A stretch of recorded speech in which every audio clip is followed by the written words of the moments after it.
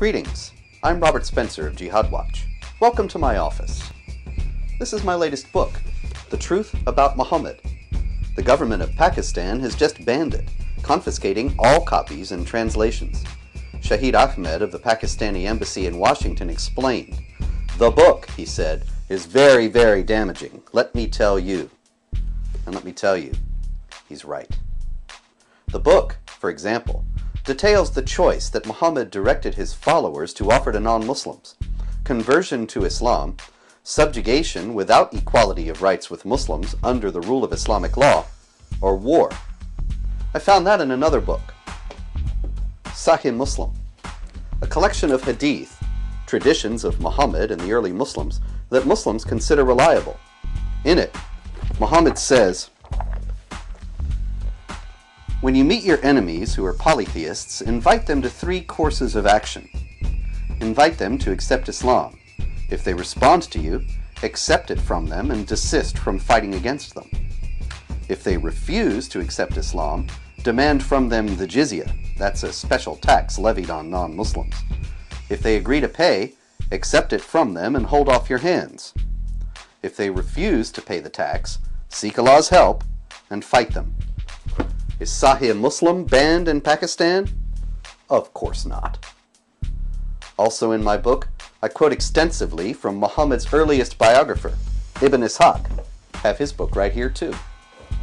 He explains the contexts of various verses of the Quran by saying that Muhammad received revelations about warfare in 3 stages.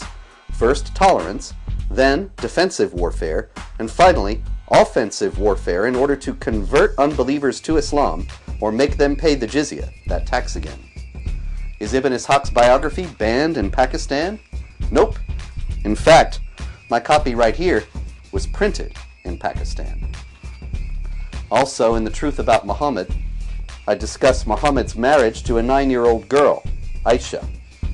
I got that from this hadith collection, Sahih Bukhari.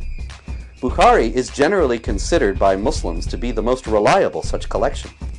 According to Bukhari, the Prophet consummated his marriage with Aisha when she was 9 years old. Imitating the Prophet of Islam, many Muslims, even in modern times, have taken child brides.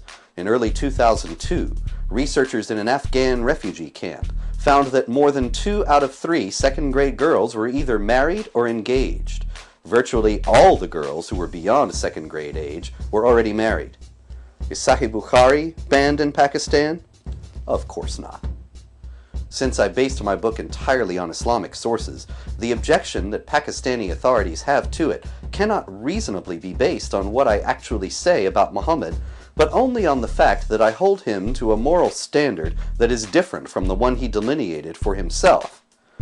But in a society that is not pathologically insecure, this ought to be not an occasion for banning and confiscation, but for free and open debate.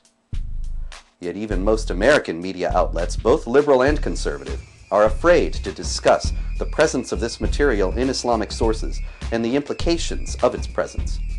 By this self-imposed silence, they are rendering impossible the very Islamic reform they claim to support. I'm Robert Spencer for Jihad Watch. Thank you for visiting my office.